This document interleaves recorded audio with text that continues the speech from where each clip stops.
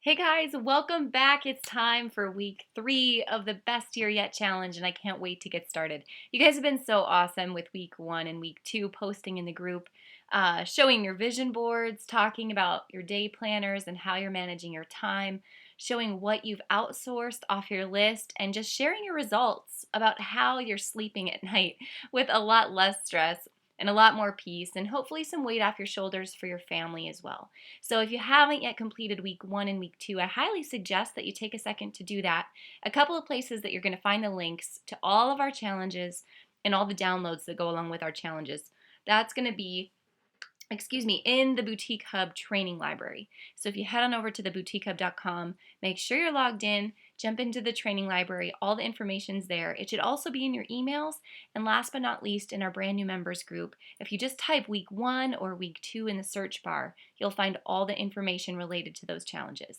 So make sure you do those 2 challenges first, and then come on over to week 3, because this week we are diving into finding your ideal customer. Now, some of you may have an idea in your head who your ideal customer is, and you're probably pretty accurate, but we're going to take that a whole notch deeper today. And here's why. Many times when I hear girls are struggling with Facebook ads, or they're struggling with emails, or branding, or their new website just really isn't taking off like it should, I start by asking several questions. And those have to do with your voice, your ideal customer, your targeting, how you're buying, and everything that's basically related to this very topic today. Because you can't be successful with Facebook ads or have a successful website if you really don't know who you're speaking to. You've probably heard me say this a couple of times. I'm going to keep saying it till I'm blue in the face. But if you target everyone, you reach no one. And I think there's a slide in this presentation that says the same thing. So let's go ahead and jump in. Here's week 3 of the Best Year Yet challenge on finding your ideal customer. All right, this is what we're going to cover today. First, let's talk about who are you, like we did last week when we talked about goals and mindset. Knowing who you are first and who you want your brand to be is so important because many times your ideal customers have some similarities with you personally. So let's dive into that for just a quick second. Then we're going to go into what your stats say, what do your audience insights say, and where to find them. Third, let's talk about what specific questions do you need to sit down and ask yourself. And this is where I have a handy download for you to take and use after you watch this video. And then finally, let's just ask ourselves this question. Does this ideal audience that you've identified truly fit your goals? Is this who you're here to serve? And does it fit your brand and your marketing strategy? And that's going to play into the rest of these weeks of the Best Year Yet challenge. We have to know the answers to these questions first before we can go any deeper with marketing. So let's dive in. Yeah, I did just say this, and I'm going to say it again and again. When you target everyone, you reach no one. So who are you going to target? Now, one thing I see on Facebook ads many times is people coming in and creating this crazy broad audience with like 4 million to 20 million people inside that really have nothing in common with their ideal customer. It's just trying to target any woman between the age of 20 and 65 on Facebook that's interested in shopping. Well, it's a pretty broad audience, and I'm going to just tell you it's going to get pretty expensive real quick unless you really know who you're targeting. If you think about the best boutiques that you know of, or I won't say best, let's just say most successful by way of size or following or engagement, and maybe not even just boutiques, but clothing brands in general. If you think about what they have in common, it's usually not much by way of customer. They're pretty solid on who their ideal customer is and why they're targeting that specific group of people. Even if you walk down the mall and you look at all the clothing stores in the mall, you'll notice that everyone has their own little niche, their own group of people that they're targeting. Boutiques are the same. Like I said in week 1, everybody wants to be a trendy, affordable boutique. But you're not, because everyone's a trendy, affordable boutique. So how are you going to be different? That's what this is all about. All right. So first things first, last week we dove into your own mindset, and I asked you a very specific question, and that was, why are you here? Why do you own a boutique in the first place? And what is it that makes you so excited about being in this business? That's the most important thing you can ask. And once you know why you're here, answering these next questions come really easy. So the first question is, do your customers mirror you in any way? A lot of times they will, or they'll maybe mirror someone in your family, or there'll be something that relates you to your ideal customer. So we have to identify what that is. Because at the end of the day, people buy from you when they know, like, and trust you. And what's trust? Well, it's empathy plus authority.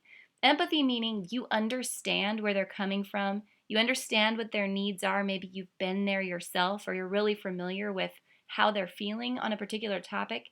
And authority means you know what you're talking about. You know a thing or two about style, and through your brand and through your photos, they can tell that you know a thing or two about style. That's how you build trust. So, first, do your customers mirror you? And then, how can you build trust with your customers through empathy and style authority? Now, are you really passionate about who you're serving once you've asked yourself this question? When we did talk about your why, are you fired up about this group of people that you're here to serve? Because if you're not, business is going to be pretty long and dark and lonely, and burnout's going to happen awfully quick. So let's make sure as we're going through this process that you are indeed fired up about who you're serving. All right, last piece. Are you comfortable finding your voice versus following what's worked for someone else? Now, a lot of times when we hear from new boutiques inside of the hub or inside of coaching, many boutiques get started because of someone else. They see someone else, let's just say Red Dress Boutique on Shark Tank. They watched them and they thought, man, that looks like an awesome career. I think I'm going to start a boutique myself. And they start to follow what someone else is doing in a lot of different ways, or maybe they're following several boutiques in several different ways, but somewhere along the way they've lost who they are and who they're here to serve and who they are as an individual. So make sure you're comfortable knowing who you are and finding your ideal voice versus just following what's worked for someone else. Because it's a lot better to be a leader in this market than to be a follower. All right, how are you going to find your ideal customer using data that's available to you? Well, there's so many places out there to find good data. Let's just dive into Facebook for a second. If you go to your Facebook page, you know that you have Facebook page insights. Now, if you click on that tab, you're going to notice so many different options. And I just shared a screenshot here with you of, I believe it's the People tab on the Facebook Insights page. You can even toggle, if you see here on the screenshot, between your fans and people you've reached and people who have actually engaged to notice if there's any differences. Then down below, you can see what country people are coming from, what city people are coming from, and what language they're speaking. Now, most important to most of you, I guess, it's going to be city. Where are they coming from? Because you want to know, are there certain pockets in the country that your brand resonates most? Because chances are you're not going to be a completely widespread US-based brand right off the bat.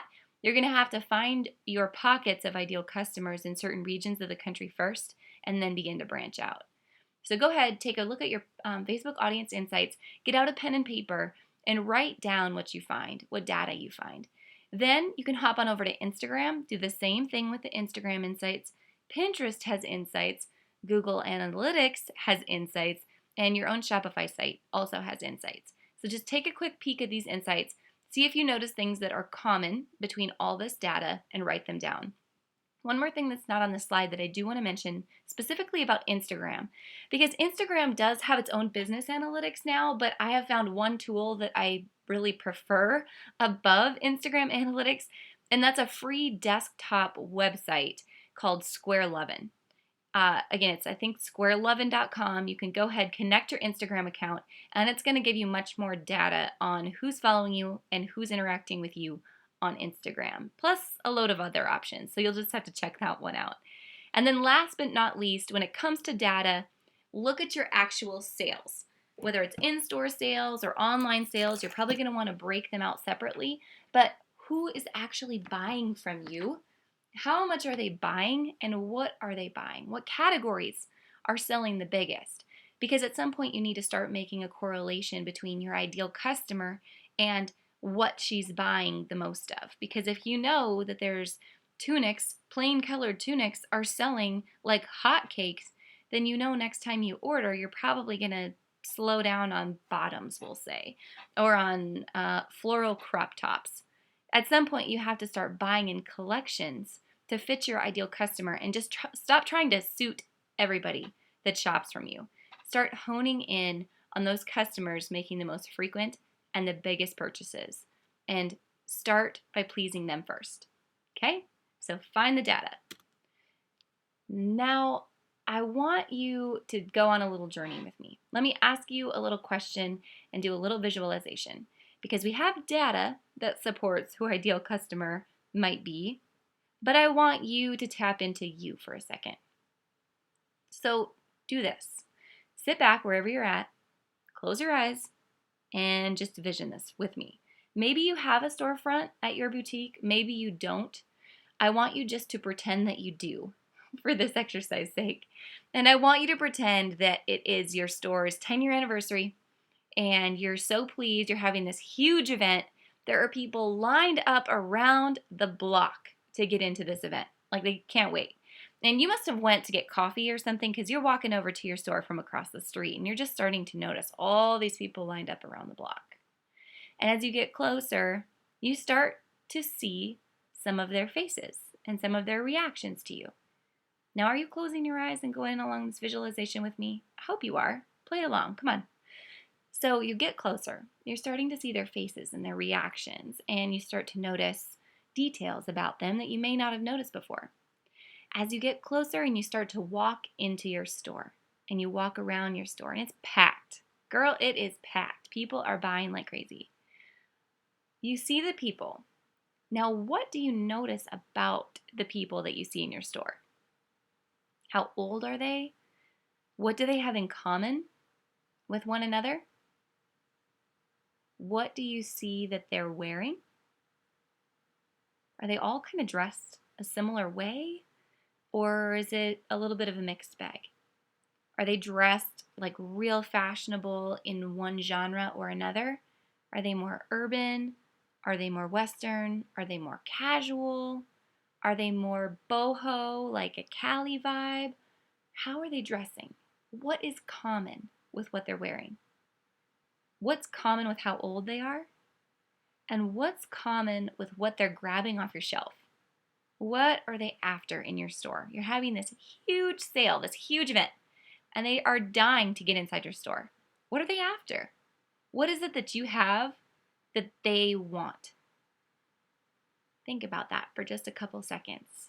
And if you have a pen and paper, which I hope you do, I want you to write that down. Got it? All right. Write down everything you notice about these people in your store, because your mind has a really powerful way of grouping these ideal customers together for you without you having to do a lot of work. It's amazing what you're going to come up with. All right. Once you've got it, let's move on. Okay, here's the fun part.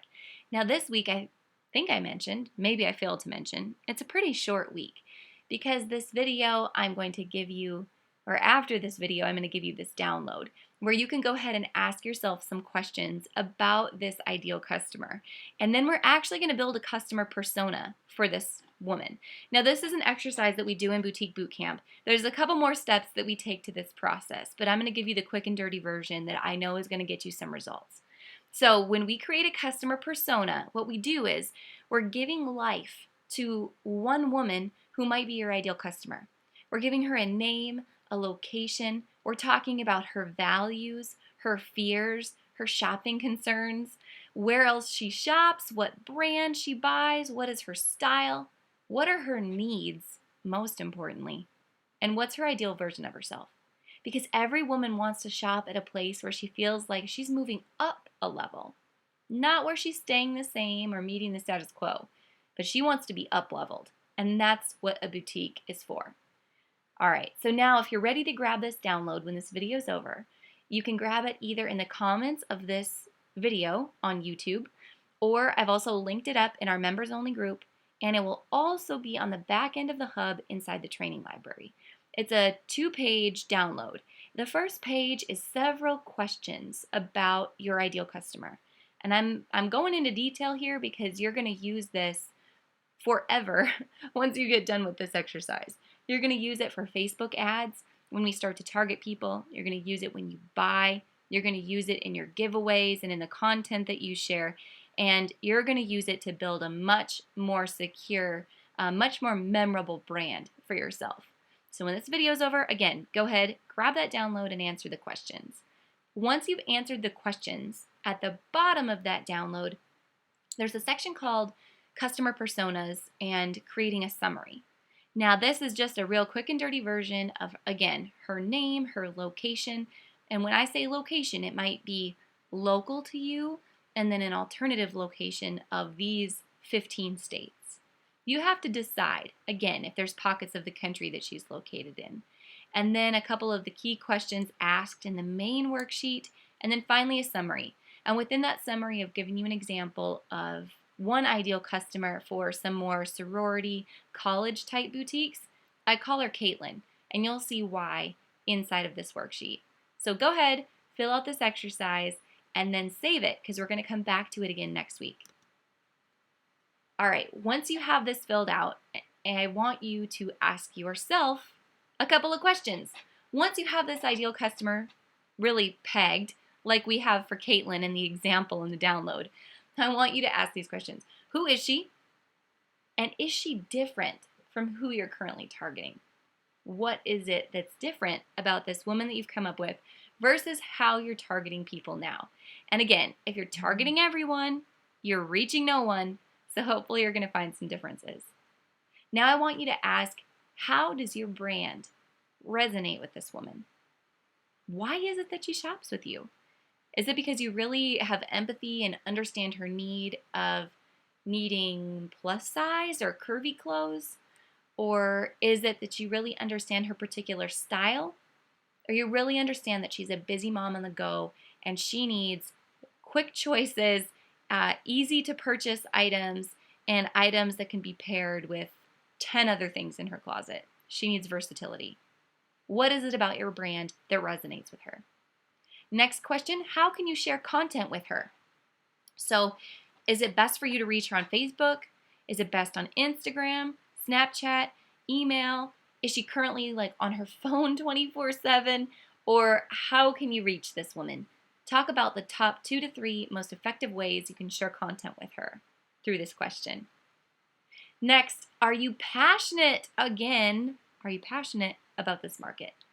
I may be beating a dead horse here because I've asked you this question a couple of times, but it's so important because you need to make sure for the longevity of your business that you're excited about the market that you're tapping into, and you make adjustments now if you need to. All right, next, does your style, price point, or level, remember I talked about level a minute ago? Does your level fit her? So what you're buying now, is this what this woman really ultimately is looking for? Is it what she needs? Or do you need to start buying more or less in one area or another? Now, does your price point fit her?